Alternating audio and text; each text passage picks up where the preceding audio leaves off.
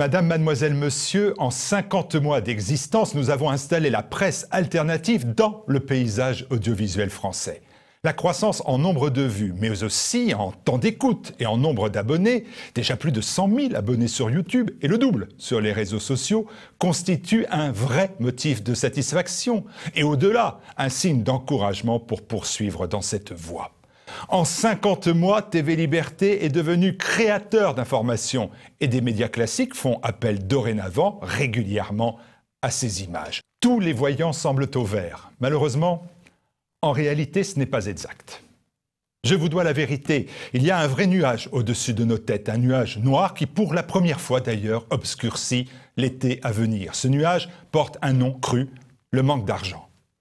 L'argent de notre communauté de donateurs nous offre la liberté, l'indépendance et comme vous pouvez le voir chaque jour, le professionnalisme, la clairvoyance et la ténacité.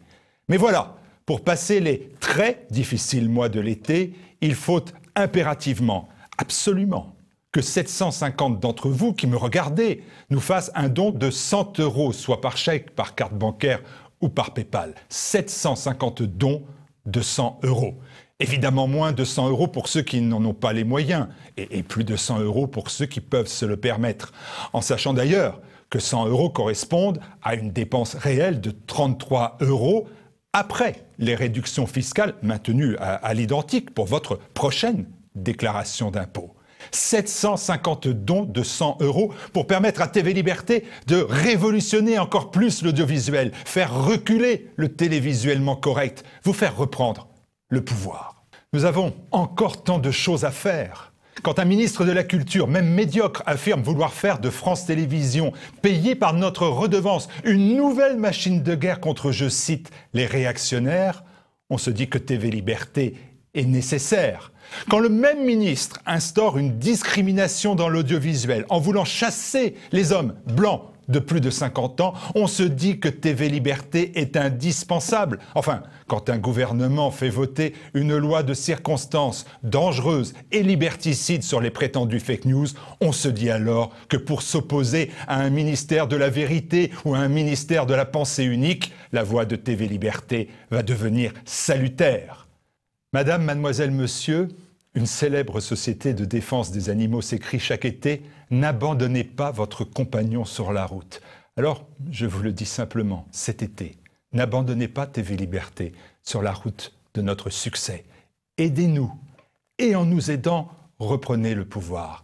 Je n'ai pas l'habitude d'avoir ce ton aussi pressant, mais nous avons vraiment besoin de vous, maintenant.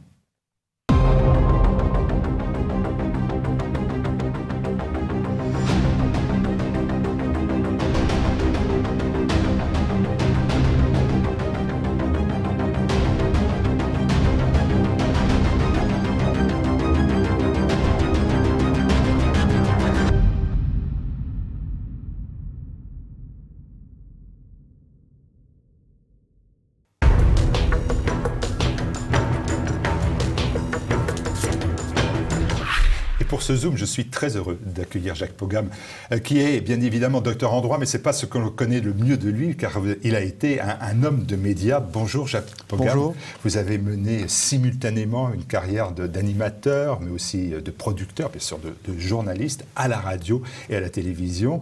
Vous avez été ce qu'on appelle aujourd'hui les matinaliers, c'est pas, le terme n'est pas très heureux, de France Inter, à la belle époque. Animateur, vous avez tout fait, TF1, France 2, le journal du soir de France 3.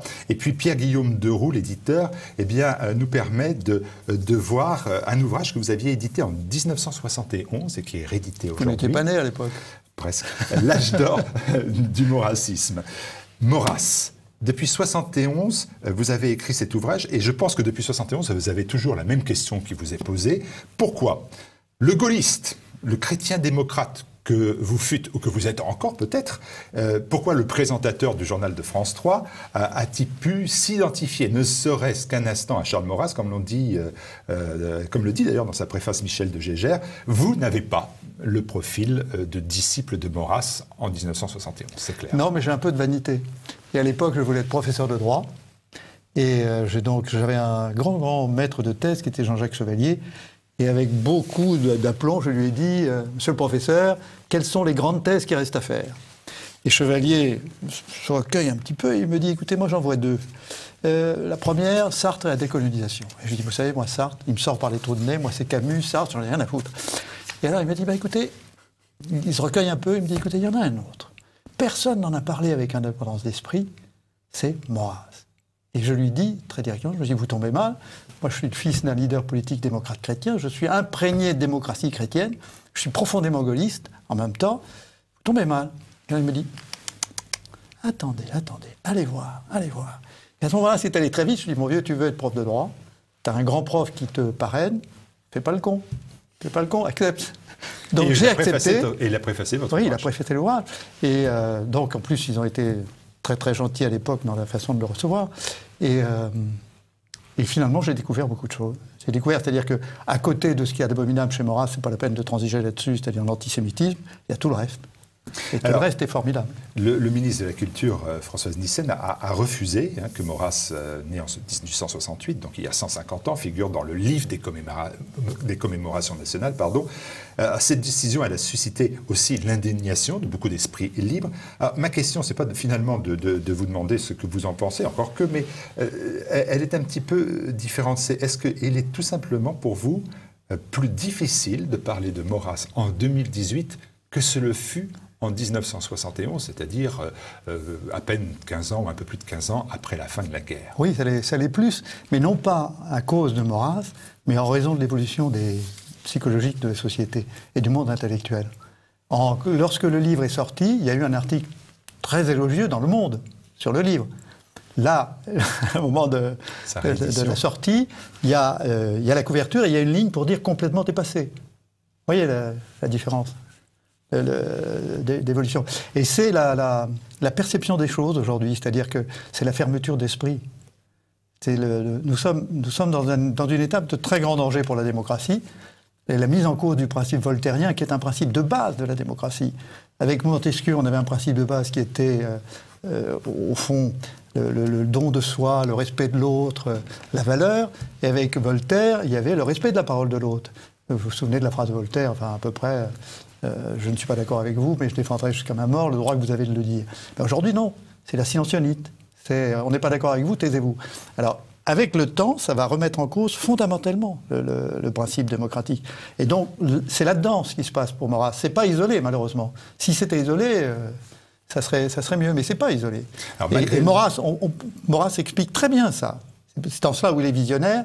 On y reviendra tout à l'heure, si vous voulez. Ce sont les débordements du kantisme. Alors, malgré le monde, on va se plonger dans l'ouvrage. Mais avant de s'attacher à la philosophie de l'État né de l'action de Charles Maurras, qui était-il? Vous évoquez une notion, par exemple, l'humilité. Alors, mal aimé et mal compris, on a une image de lui, disons, plutôt désagréable, sauf ceux qui, bien évidemment, sont ses défenseurs. On le voit assez rigoriste, amoureux de l'ordre, ça c'est évident, un peu orgueilleux. L'humilité. Oui, l'humilité, parce que quand vous suivez sa carrière, vous vous rendez compte qu'il met toujours en valeur les autres. Non pas ses adversaires, mais les gens qui sont proches de lui. Quand il parle de Bainville, par exemple, c'est formidable. Lorsqu'il parle de Proust, c'est formidable. Et toujours cette idée que les autres ont quelque chose à nous apporter. Et en réalité, son humilité, la forme la supérieure de son humilité, c'est là où il est complètement différent de Chateaubriand, d'ailleurs, qu'il déteste, c'est qu'il considère qu'il est toujours au service d'une cause, qu'il n'existe pas sans sa cause. Et ça, c'est formidable. Et c'est d'autant plus formidable qu'il a une vision tragique des choses. C'est-à-dire que c'est un homme obsédé par la mort et qui a l'impression qu'il n'y arrivera pas. Mais il faut se battre quand même. Alors vous racontez avec brio la formation des idées de Maurras et puis donc de l'Action française, la naissance de son magistère. Alors, première surprise, la doctrine maurassienne s'applique à tous les domaines. Ça, on l'a aussi un peu oublié. On ne le savait pas. Oui, on l'a oublié. On ne savait pas où on l'a oublié. Les domaines, par exemple, y compris sociaux, économiques, finalement, Maurras, ça ne se réduit pas à l'ordre, la nation et le roi. Non, pas du tout. Pas du tout. Je dirais même que le roi est quasiment secondaire. Quant à l'économie, il y a quand même une chose extraordinaire. Sorel, vous vous souvenez de Sorel, qui était le grand théoricien de l'extrême gauche, la théorie de la violence. Savez-vous comment il parlait de Maurras? Il disait le Marx du royalisme. Le Marx du royalisme. C'est-à-dire qu'il avait compris, quand vous prenez les 10 années de 1900 à 1910, il y a une analyse sociale et économique de Maurras qui est extrêmement précise, la condamnation radicale du capitalisme. Le capitalisme, c'est la remise en cause totale des fondements d'une société traditionnelle française. C'est l'individualisme forcené, c'est l'individualisme destructeur, et donc tout le système de Maurras est d'essayer de mettre face à cela des garde-fous, en s'inspirant d'ailleurs beaucoup il y a eu toute une série de penseurs à cette époque-là, très intéressants qu'on a oubliés aujourd'hui, mais des garçons comme La Tour du Pin, par exemple. Donc l'idée de solidarité, l'idée d'expression des corps intermédiaires, de défense des autonomies régionales, c'est pas un hasard si Maurras est quand même l'un des grands faits libres, donc la poésie de Provençal. Et tout cela, vous l'avez, et évidemment, vous retrouvez ça chez le général de Gaulle, après, cette idée-là. On va reparler de cela. L'action française est née, vous le dites, de l'affaire Dreyfus. Elle a été une réponse à l'affaire Dreyfus. Le maurassisme contient la condamnation de la Troisième République, mais je reviens sur ce que vous voulez dire, l'instauration d'un régime monarchique, c'est quand même un point essentiel de la doctrine maurassienne. Et alors vous me dites finalement que c'est peut-être plutôt qu'un simple marqueur, un moyen, plus qu'une finalité. Oui, oui. C'est-à-dire que vous avez deux choses. Vous allez décevoir. Oui, mais vous avez deux choses différentes. Vous avez ce qui est essentiel, c'est le principe de la pérennité. Et l'idée de la distance dans l'histoire et de la maîtrise du temps qui passe. Ça, c'est essentiel chez Maurras. Et puis la deuxième chose qui est la monarchie par rapport à ça. Et je distinguerais la monarchie du roi. Ce qui est essentiel, c'est lui chez le roi. Parce que le roi, c'est l'idée de quelqu'un qui, par nature et par fonction, est indépendant des intérêts particuliers et peut s'associer aux intérêts collectifs, la défense des intérêts collectifs. Mais ce n'est pas une condition indispensable. Ce n'est pas une condition indispensable, car ça dépend aussi du comportement de la noblesse. Et là-dessus, il est terrible. Il est terrible. Il y a un texte de lui, 1902 ou 1903, dans lequel il dit « Il faut la royauté aujourd'hui en France parce que la noblesse ne fait pas son travail ». Si la noblesse faisait son travail, c'est-à-dire était au service des intérêts collectifs et non pas au service de sa petite image et de ses intérêts financiers en passant la caisse au passage, eh bien, on n'aurait pas besoin de roi. Et il y a un texte donc, que j'ai là sous les yeux, je ne vais pas vous embêter avec ça, mais lorsqu'il dit prenez Florence, prenez Venise, prenez Athènes, prenez Sparte, il y avait une grande aristocratie, il n'y avait pas besoin de monarchie, on pouvait se satisfaire d'une république. Donc vous voyez que le principe monarchique est second chez lui. À telle enseigne d'ailleurs qu'il va soutenir le maréchal Pétain, sans lui demander d'en faire un roi. Et personnellement, je suis absolument persuadé que le régime idéal pour Maurras, s'il avait vécu, eût été d'être là, entre 1958 et 1962, les 4 ou 5 premières années de pouvoir du général de Gaulle, un pouvoir de pérennité, un pouvoir d'autorité et de remise en ordre et d'empirisme organisateur total. Il y a un choix dans votre ouvrage, qui fait débat, mais que vous avez bien évidemment tranché de votre côté. Vous situez l'âge d'or de Maurras et de l'Action française entre 1899 et 1908. Donc on est bien avant avant la création du journal. Quoi, voilà, avant la création du journal L'Action française. Qui vient un peu parasiter finalement, vous dites-vous, la pensée de Maurras. Voilà. Les problèmes contingents viennent supplanter le temps de la réflexion. C'est souvent le cas pour beaucoup d'entre nous. C'est bien dit ce que vous dites. Mais c'est ça. Vécu. Alors, il est communément accepté quand même que la grande époque du mouvement et de son principal penseur, ça va plutôt de la fin de la Première Guerre mondiale à 1926, date de la condamnation de l'Action française par le Saint-Siège. Alors, qui a raison ? Écoutez, on peut défendre les deux. Je pourrais défendre l'autre thèse aussi. Hein. Mais il faut distinguer deux choses. Si vous raisonnez en termes de rayonnement, c'est-à-dire de façon dont les idées sont reprises, il est évident que c'est plus la période 20-26. Mais si vous raisonnez en termes à la fois de qualité de pensée et ensuite de potentialité, ben ça me paraît de façon évidente, c'est 1900-1910, pour deux raisons. La première, c'est qu'à ce moment-là, il a une liberté d'expression beaucoup plus grande. Il dit des choses, quand je vous dis donc que Sorel parle du Marx du royalisme, Maurras ne dira plus sur l'économie ce qu'il a dit dans ces années-là, il ne va plus le dire après 1920, parce que ça va choquer terriblement les bourgeois. Oui, ça c'est la première chose. Et puis la deuxième chose, c'est qu'il y a dans la pensée maurassienne, malheureusement, il y a des paradoxes. Et les paradoxes, vous savez, le paradoxe en politique, c'est l'adjuvant de la notoriété, mais pas du pouvoir. Regardez Mélenchon. C'est-à-dire que ça permet de se faire remarquer, mais ça ne permet pas d'accéder au pouvoir. Or, entre 1920 et 1930, les paradoxes de la pensée maurassienne vont s'imposer en négatif. Et il y aura d'abord eu la défaite, en 1918, des monarchies, quand même. Monarchie austro-hongroise, monarchie allemande, c'est quand même ce sont les républiques qui ont gagné. Ça, c'est la première chose. La deuxième chose, c'est que le paradoxe d'une monarchie sociale, à partir de 1920, les aristocrates et les bourgeois conservateurs, ils vont se dire quand même, celui-là, il commence à nous embêter un peu, pour ne pas dire autre chose. Mais, pour parler français, il fout la merde, donc gardons-le. Mais il n'y a plus la même confiance. Et puis sur le plan religieux, ça commence, étant donné que Maurras dit l'Évangile, c'est de la révolution, il ne faut surtout pas parler de l'Évangile. Par contre, l'Église catholique, qui a neutralisé l'Évangile au service de l'ordre, ça, il faut le faire et le mettre en avant. Or ça, ce paradoxe-là, ben, il sera résolu en 1926, quand le Vatican va enfin décider de condamner Maurras. Donc les paradoxes s'imposent. La défaite donc, des monarchies en 1918, et avant le moment crucial, c'est la victoire des soviets. Parce que la victoire des soviets en 1917 fait que tout le côté révolutionnaire de Maurras, et encore une fois ce qu'on disait au début, sur le plan économique et social, bah, ça n'est plus jouable, quoi. Maurras ne pourra plus défendre, être sur les mêmes rangs que l'extrême gauche française des années 1900, qui était une extrême gauche dure. Hein. Les Guedes, tous ces gens-là, c'était pas des rigolos. Le congrès d'Amsterdam, c'est pas un congrès de rigolos. Et Maurras était de ce côté-là, grosso modo, dans la condamnation du capitalisme. Mais à partir de 1917, il est quand même obligé de se dire, attention, les soviets, c'est quand même plus dangereux que ça. Donc, le verre est dans le fruit, et ça fait, à ce moment-là, du maurassisme, malgré toute l'intelligence de Maurras, et je mets de côté l'antisémitisme, bien sûr, hein, malgré toute l'intelligence de Maurras, ça en fait un poujadisme intellectuel. Donc c'est quelque chose qui va alimenter le débat de rue, enfin les bagarres et toutes ces choses-là, les camelots du roi, mais intellectuellement, ça n'aura plus la même portée. Voilà ce que... Mais par contre, il est vrai qu'en termes de notoriété et qu'en termes d'influence sociale, de réseaux sociaux, c'est vrai que 1920, 1935, c'est plus fort, c'est clair. Charles Maurras, je reviens à lui, aura été, vous le rappelez plusieurs fois d'ailleurs, un visionnaire.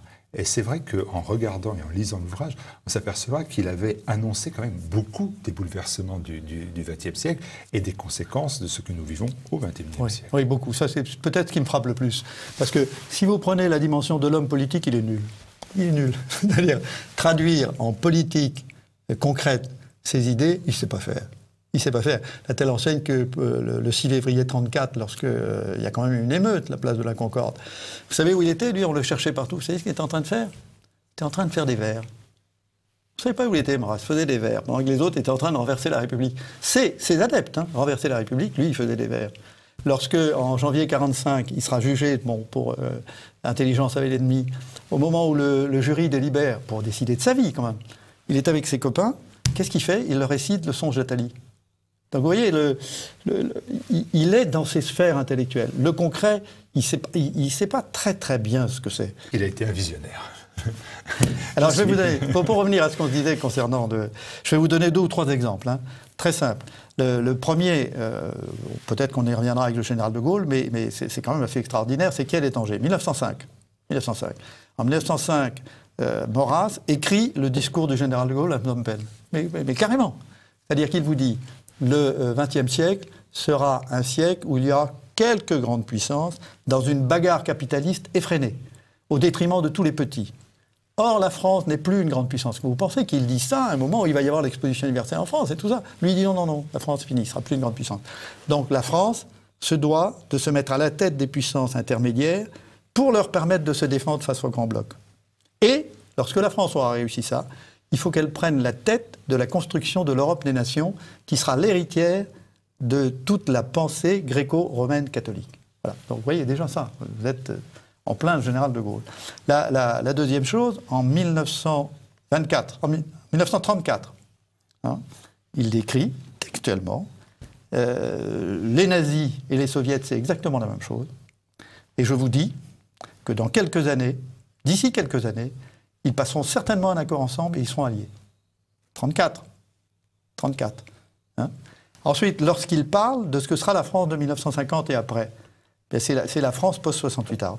Si vous voulez, on peut en parler. Mais... Deux mots, moi je l'ai lu, mais c'est vrai que c'est très troublant. C'est vrai, mais c'est très troublant. C'est-à-dire que dans sa philosophie, il y a Maurras, c'est d'abord une démarche. Hein. Il y a un certain nombre de choses, si vous voulez, on peut les détailler, mais il y a la première chose, pour faire comprendre pourquoi l'après 68 est décrit par Maurras, d'ailleurs au point que Georges Pompidou, en 72, Georges Pompidou, qui n'était quand même pas un réac de première, a dit devant les élèves de Sciences Po, pour le centenaire il dit, Maurras, la société d'aujourd'hui, Maurras l'a décrite en 1910.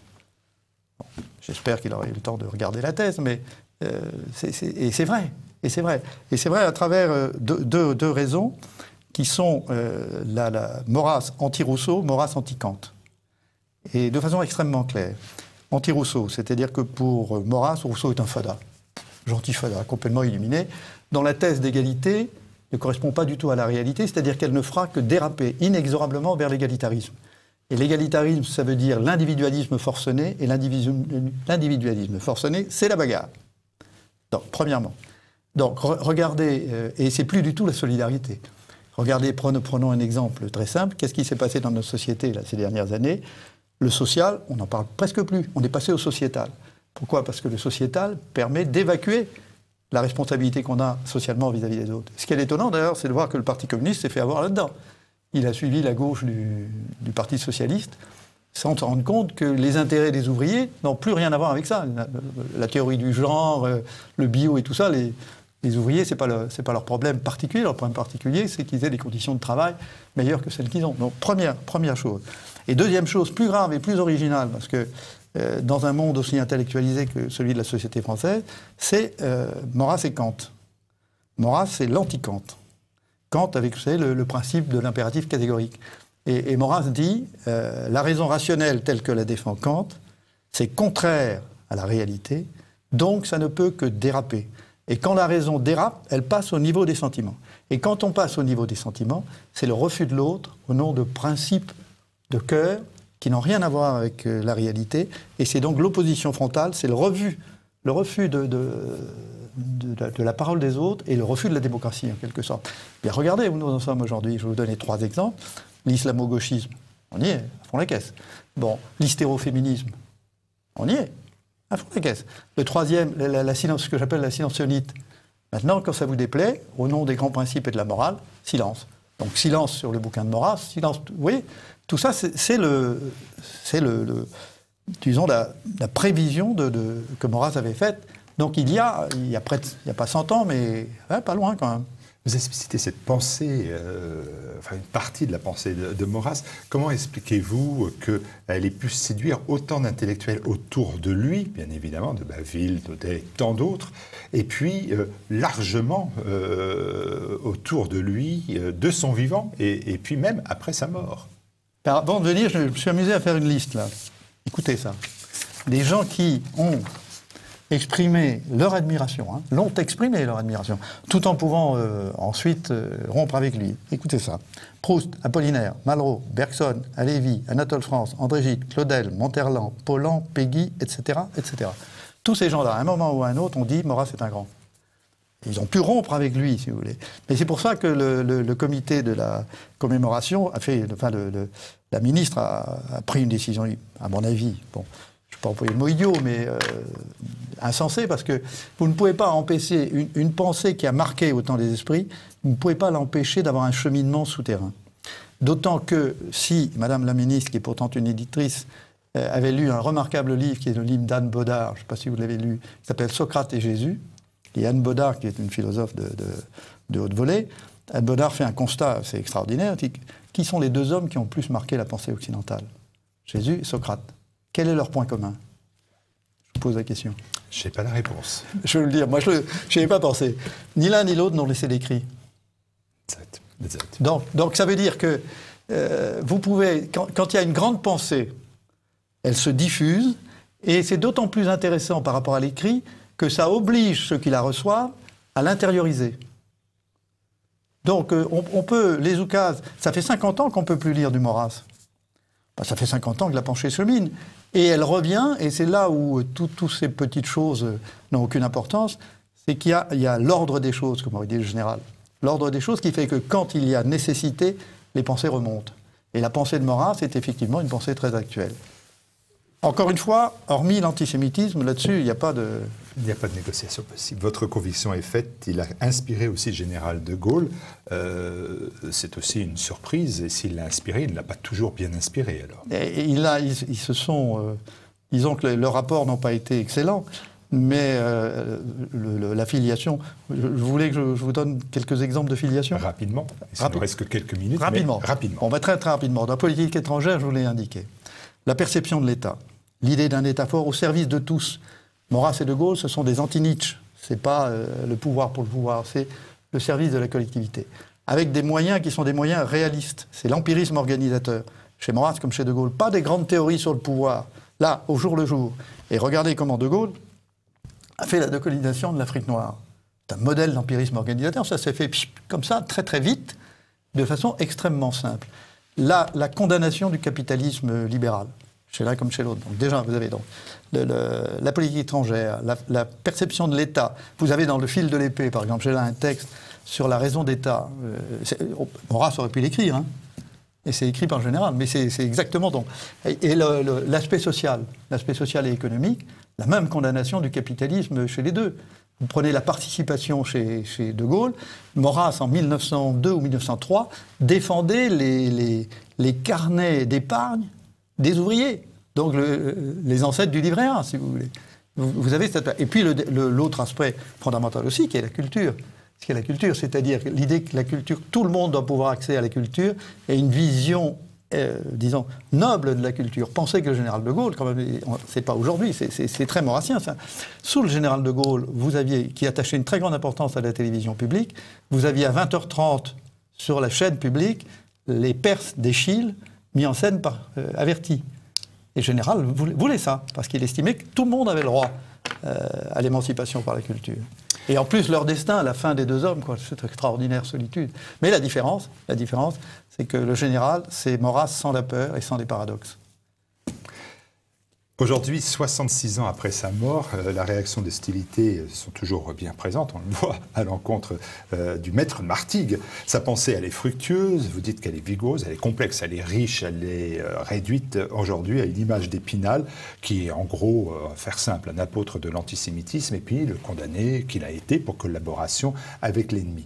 Maurras est sans cesse rejugé d'ailleurs, hein, il faut bien le dire, à l'aune de ces deux éléments. Peut-on, je vous pose la question crûment, peut-on dépasser ces deux arguments ou sont-ils suffisants, définitivement suffisants, pour jeter ce que d'aucuns considèrent comme le plus grand penseur du début du XXe siècle ou de la première moitié du XXe siècle, eh bien, aux oubliettes de l'histoire et de la pensée?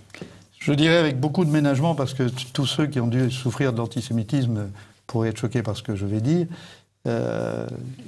Évidemment, en condamnant absolument l'antisémitisme, on peut aller regarder ailleurs chez Maurras tout ce qu'il apporte à la collectivité, et c'est énorme. C'est énorme. C'est un antisémitisme qui n'est pas on dit pas un antisémitisme de peau. Non, c'est un antisémitisme particulier, mais c'est quand même un antisémitisme particulier parce que c'est pas du racisme, et pas du racisme biologique. Pour lui, Gobineau, c'est de la rigolade. Pour lui, le nazisme, c'est de la barbarie. Et son antisémitisme n'est pas un antisémitisme individuel. C'est un antisémitisme collectif. C'est-à-dire l'idée que la communauté juive ne s'intégrera jamais dans un groupe national en accordant la priorité au groupe national. Il accordera toujours la priorité à la communauté juive. Voilà ce que dit Maurras. D'où cette distinction effarante. Lorsqu'il dit, d'une part, il faut refuser, il le dit en 1941, mais il le dit en 1903, dans un texte assez extraordinaire qui s'appelle « Dictateur et roi ». Il faut distinguer donc l'application collective, c'est-à-dire que les juifs ne peuvent pas être citoyens, ils ne peuvent pas rentrer dans le service public, mais par contre, et il écrit ça en mai 41, alors que, en septembre 41, alors qu'en mai 41, il y a eu pour le deuxième statut des Juifs atroce, hein, encore plus fort que le premier. Et lui, il écrit ceci: l'humanité veut que nous assurions aux Juifs qui résident chez nous la sécurité, la bienveillance, la justice, avec toute l'amitié possible. Et c'est ce qui est effarant, quoi. Comment cet homme qui écrit cela, à titre individuel, ne se rend pas compte que ce qu'il dit à titre collectif va avoir inéluctablement les conséquences qu'on sait, c'est-à-dire les choses horribles, Rabe du Veldiv et tout le reste. Il ne se rend pas compte de ça. Il ne se rend pas compte. C'est vraiment l'énigme, mais Michel de Gégère, dans la deuxième préface faite de ce livre, le dit très très bien, c'est un soleil noir. C'est un soleil, mais il a des côtés noirs. Et je dirais que ça peut s'expliquer, si on a encore une seconde, c'est que c'est le Hobbes français. Le Hobbes français. Hobbes a été donc le grand théoricien du totalitarisme avec Léviathan, et on dit que sa mère, quand elle était enceinte, se trouvait sur les falaises de Douvres au moment où est arrivée la Grande Armada. Et donc elle a eu une peur terrible qu'elle a transmise génétiquement à son fils. Et Maurras, il ne faut pas oublier que Maurras est né en 68, c'est-à-dire juste avant la défaite de 70, et on n'a aucune idée aujourd'hui, sauf il faut aller lire le très beau livre de Grainville sur la falaise des fous, se rendre compte comment la guerre de 70 a été un traumatisme effarant. Effarant. Et Maurras est un enfant de la peur. Et d'une part, un enfant de la peur, et d'autre part, encore plus important chez lui, et ça on ne le dit jamais, c'est un enfant de la mort. Toute la pensée de Maurras est dominée par l'idée de la mort. C'est l'idée, tout s'explique par l'idée de la mort. C'est l'idée que l'homme ne supporte pas la mort. Et donc le fait de ne pas supporter la mort l'amène à se retourner contre lui-même et contre les autres, à titre individuel, à titre collectif, politiquement, économiquement et nationalement. Et Maurras, s'il veut un pouvoir fort, c'est pas au nom des dictatures et tout ça, c'est parce qu'il dit il faut canaliser. On ne va pas supprimer cette violence. Elle restera là tant qu'il y aura la perception de la mort. Il dit il faut qu'il y ait un pouvoir fort pour canaliser la violence. Tout à fait autre chose. Voilà le... On va se quitter sur une note un petit peu plus positive, parce que celle-ci est comment dire, sombre. Vous êtes arrivé, et quand vous êtes arrivé, vous avez dit il y a une énigme, mais on ne l'a pas résolue ensemble. Vous m'avez dit Maurras, Prince Harry, Meghan. Et là, je dois dire que l'énigme, je n'ai pas la réponse, encore moins. Moi, je vais vous la donner. C'est que, enfin, je vais vous donner ma perception des choses. Hein. C'est que le beau côté de la théorie monarchiste de Maurras, mais avec toutes les limites qu'il met lui-même, et je vous le dirai en terminant, c'est que vous avez, à travers le mariage du prince Harry, la défense d'un principe fondamental chez Maurras qui est la pérennité.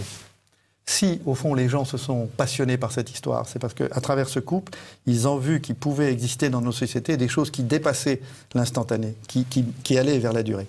Et deuxièmement, que cette pérennité était au service de la diversité. Et c'est-à-dire que c'était pas... Le prince Harry, il n'a pas épousé une aristo du 19e siècle. Il est allé épouser une jeune fille dont la condition sociale était bien inférieure à la sienne. Et c'est là où vous avez la thèse de Maurras qui entre en jeu. C'est lorsque la monarchie joue son rôle, elle tire vers le haut et non pas vers le bas. Dans ce mariage-là, ce qui fait que les gens ont été fascinés, c'est pas que le prince Harry devienne un héros de série télévisée américaine, c'est que la petite Meghan devienne une aristo anglaise. Et donc la possibilité d'une communion de tous dans des valeurs qui nous dépassent. Et tout ça au nom de l'avenir. Et donc, pour revenir à Maurras, c'est pour ça que je pense que ça aurait été intéressant de voir Maurras là-dessus, c'est de dire que la mort, c'est une façon de vaincre la mort. Parce qu'à travers ce couple, ce qui s'est passé là, c'est l'idée qu'il y a une conception de la vie qui va perdurer des décennies et encore des temps et des siècles. Voilà. En 71, quand vous avez écrit L'âge d'or du maurassisme, est-ce que vous pensiez que des décennies plus tard, vous en seriez son avocat, ici et ailleurs? Écoutez... Je ne le pensais pas, non. Ce que je sais, c'est que vous avez bien eu, finalement. Oui. Ce que je sais, c'est que j'ai évité de trop en parler pour ne pas rentrer dans des polémiques arides et inutiles, sachant qu'au point de départ, moi, je reste toujours le démocrate chrétien gaulliste que j'étais et profondément hostile à l'antisémitisme. Mais c'est peut-être en ça, d'ailleurs, que beaucoup de gens anti-maurassiens ne supportent pas ce que je fais. Parce qu'ils ne peuvent pas s'accrocher à l'antisémitisme, étant donné que toute ma carrière, j'ai quand même fait beaucoup de choses contre l'antisémitisme. Mais je dis, Maurras, c'est autre chose que l'antisémitisme. Voilà, c'est tout. Le message est entendu, c'est chez Pierre-Guillaume Deroux, L'âge d'or du maurassisme. Et je vous invite aussi à retrouver sur TV Liberté, Les idées à l'endroit, une émission spéciale consacrée à Maurras, bien évidemment présentée, animée, pensée, réfléchie par aussi un philosophe, Alain de Benoît. Merci Jacques Pogin. Merci.